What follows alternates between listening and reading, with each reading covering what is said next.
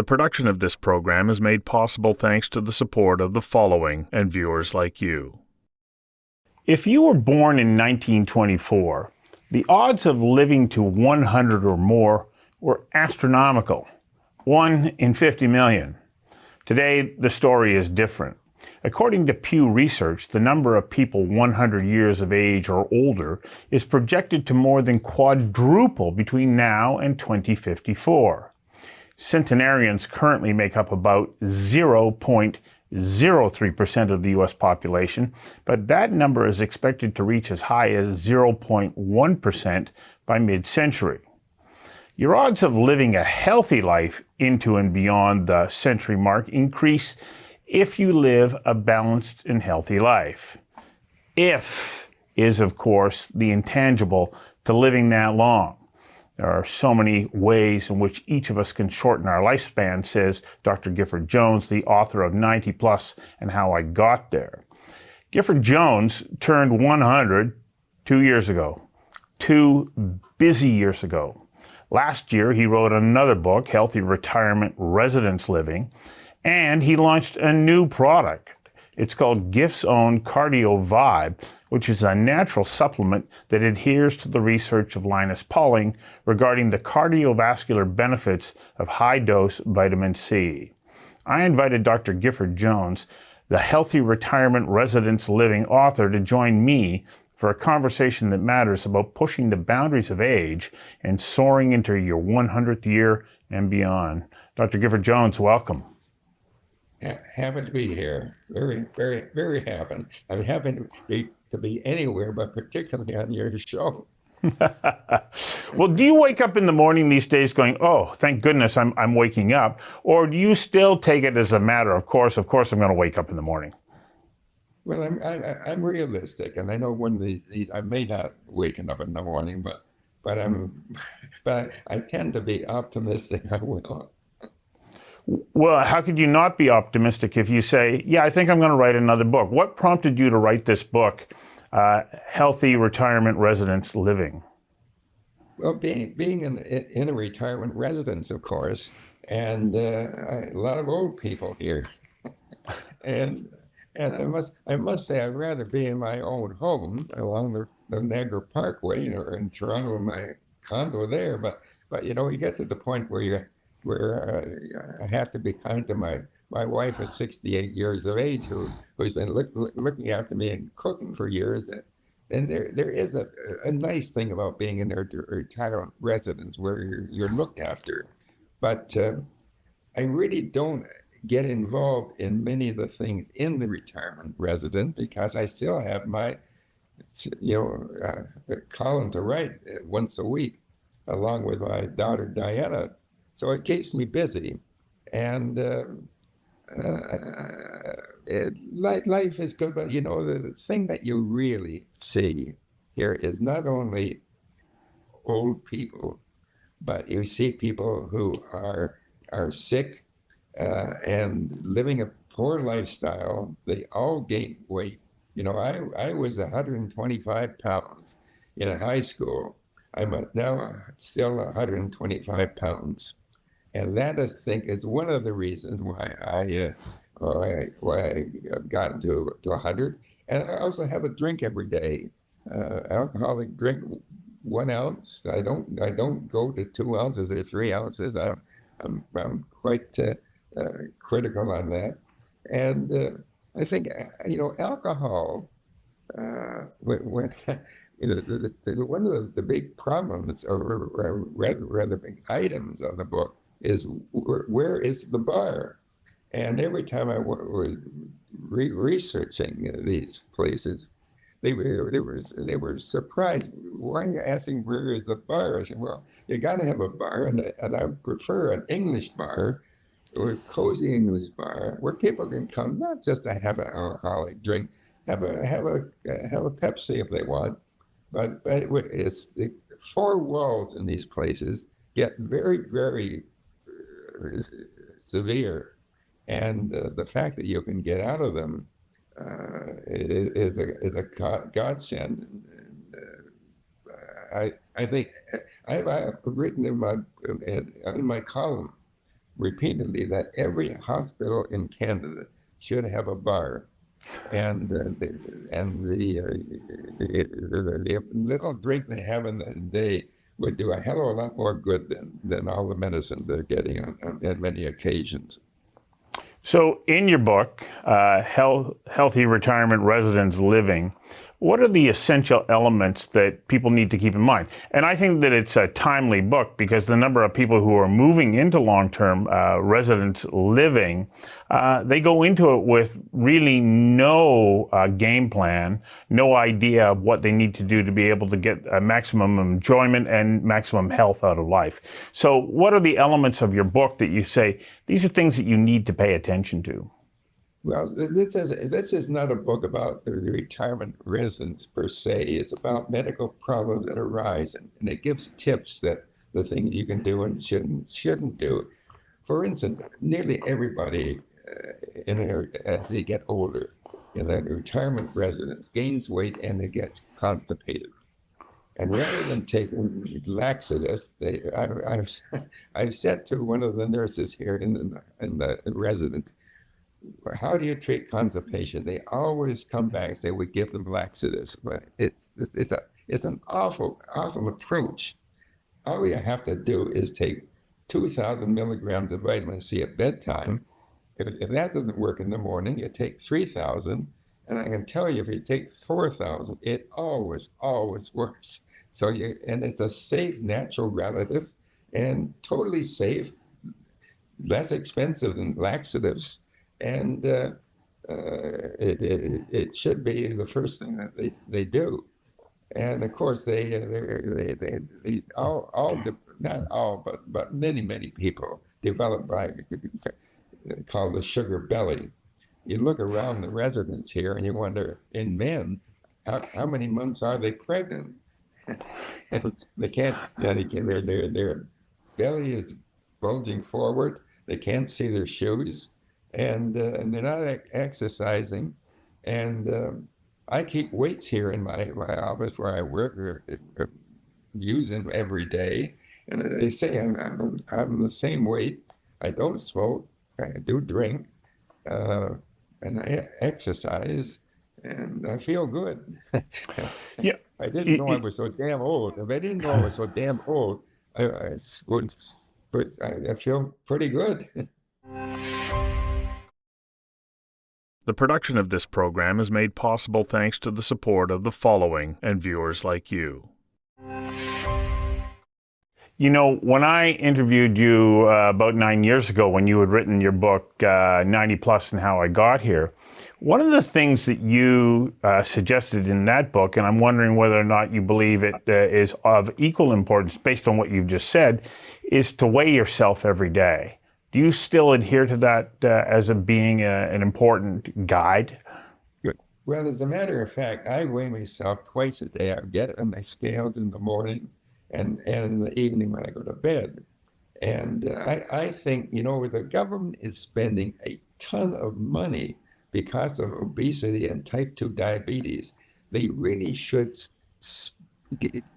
buy them a scale. It might be cheaper if everyone in Canada was bought a scale by the government. And the government should also start looking at children, young children. I was writing about a column the other day. 10% of young children, the age of 15, are developing fatty, non-alcoholic fatty degeneration of the liver. And that is a crisis sign. The government should really, with the food companies, talk to the food companies and say, why are you adding honey to these breakfast cereals? They should be adding more and more fiber. And it's a real tragedy. Diet is a very important element or component of living a long and healthy life. And you've made reference to sugar, especially refined sugar, a couple of times. How detrimental is a diet that has an excess of refined sugar in it to one's well-being? The average person in Canada devours 15 teaspoons of sugar a day.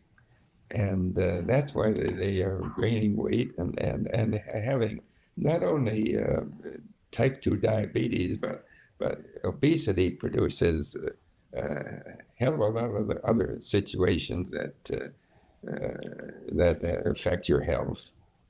It, Um, it, yeah, you spoke about the fact that you see people move into residence living and they start to put on weight.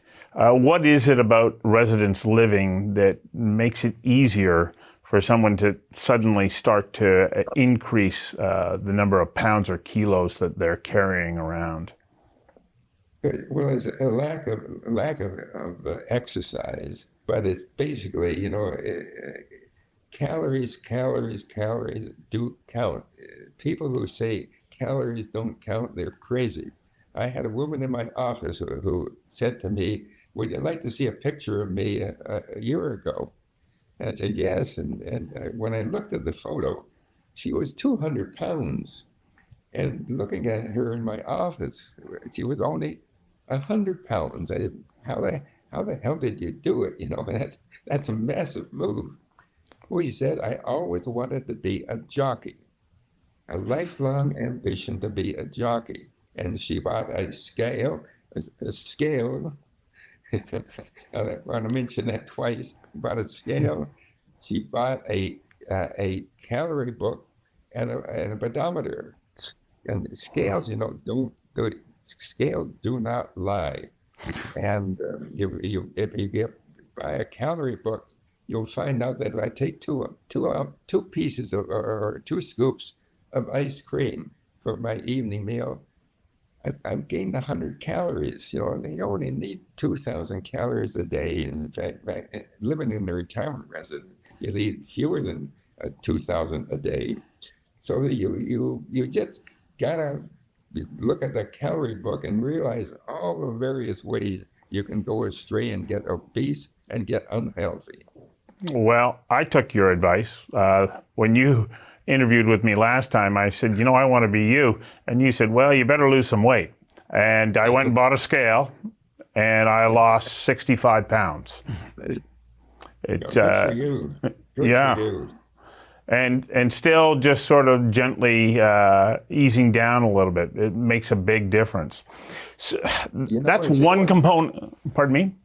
The other thing that people don't realize is not just obesity and diabetes, it's the complications of diabetes. You go blind at 65 years of age.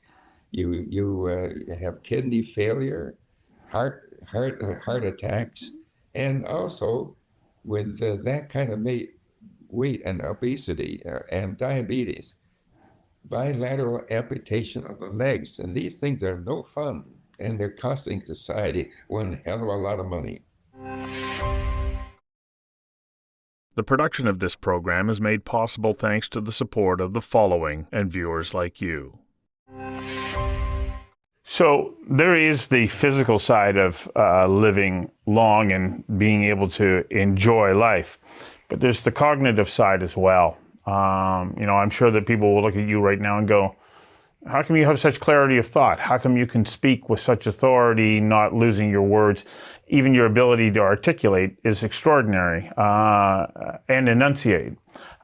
What are the essential elements to having a healthy cognitive lifespan? Well, I think I don't think I would be alive talking with you today. It wasn't for the fact that I had a heart attack at 74. I had interviewed Linus Pauling, and he was, big authority on vitamin C.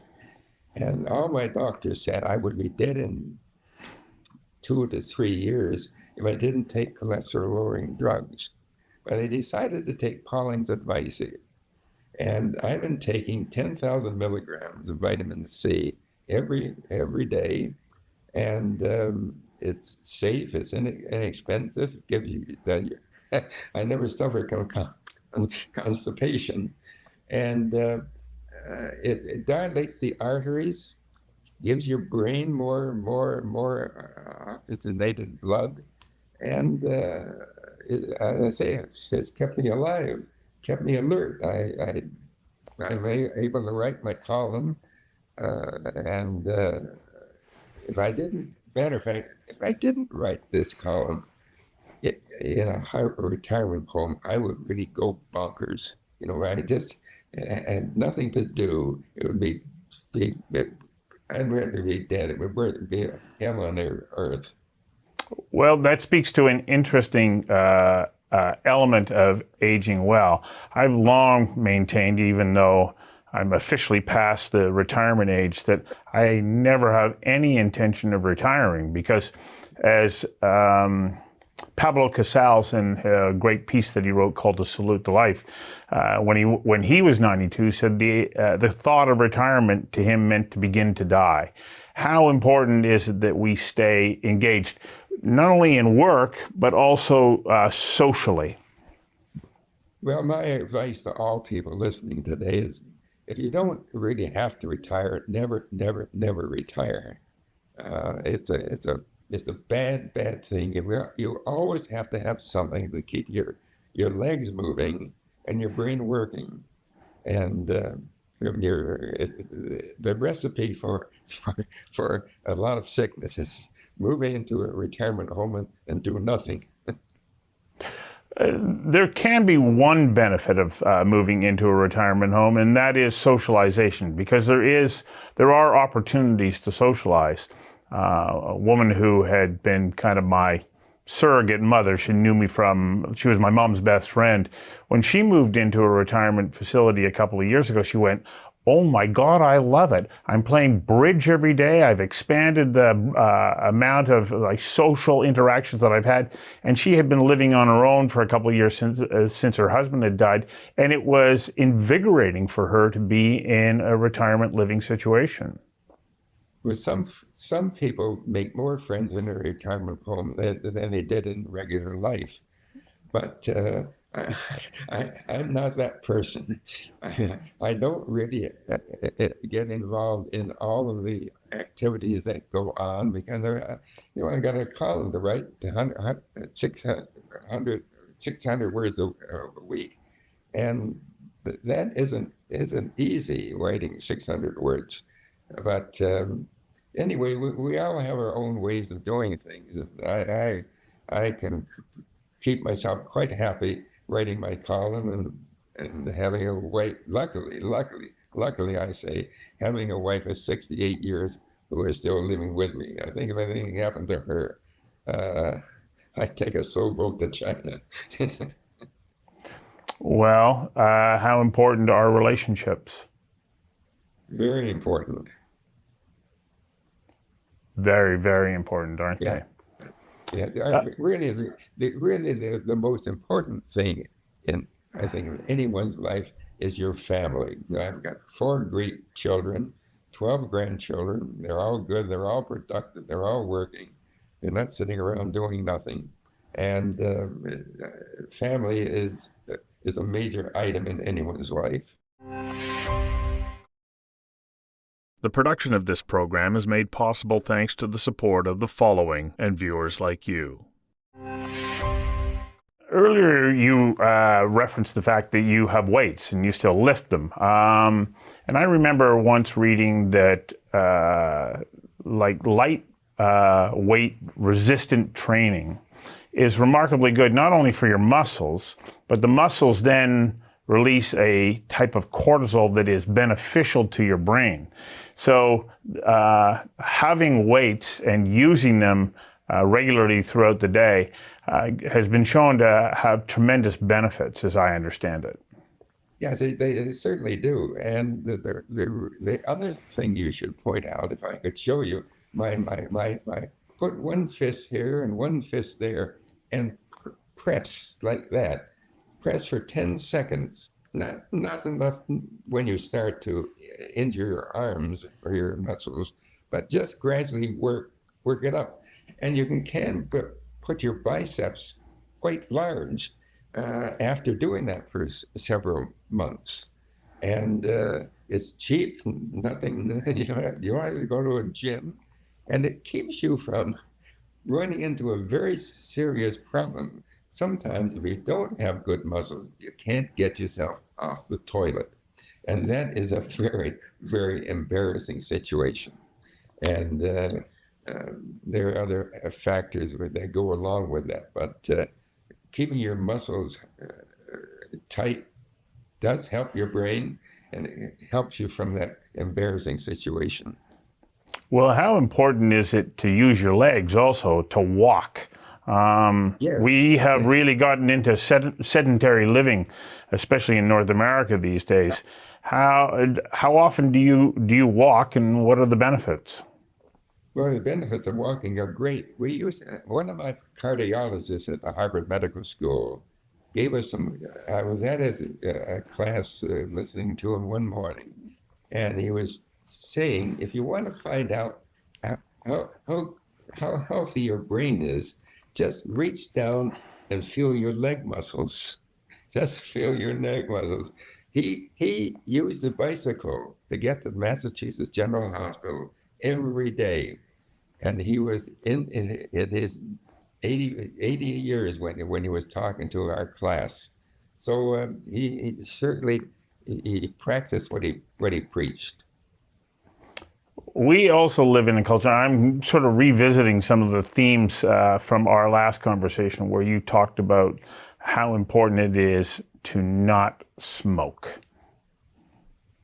Yes, I must admit, when I was in high school, I smoked a bit, but I haven't spoken for since that time. I think anyone who smokes, it's a terrible, terrible health hazard. Not only in your lungs, but in your general lifestyle. You know, why would anyone want to blow smoke into your lungs day after day after day? It just I tell patients who are still smoking, they don't need me. They need a psychiatrist. And go and see that psychiatrist and see if you can get off the habit. Yeah, it is a very unfortunate habit, one that once it gets hold of you is difficult to shake. You know, a couple of years ago, I did an interesting interview with Dr. Ken Rockwood from Dalhousie University, and he went and developed the frailty scale. And he also points out that, you know, you stay off the frailty scale by having lived an active and healthy life. But once you're on that frailty scale, it can be, well, it becomes a death sentence. Right. I think that your book and the advice that you have given to people over the years helps to continue to encourage people to live those healthy lifestyles, and you serve as a remarkable role model. Thank you for all you do, for the products that you've created, the columns that you continue to put out, and the books that you're writing. Thank you very much, and thanks for your time today. It's been a great pleasure being back on your show. Thank you very much. Dr. Gifford Jones, thank you very much.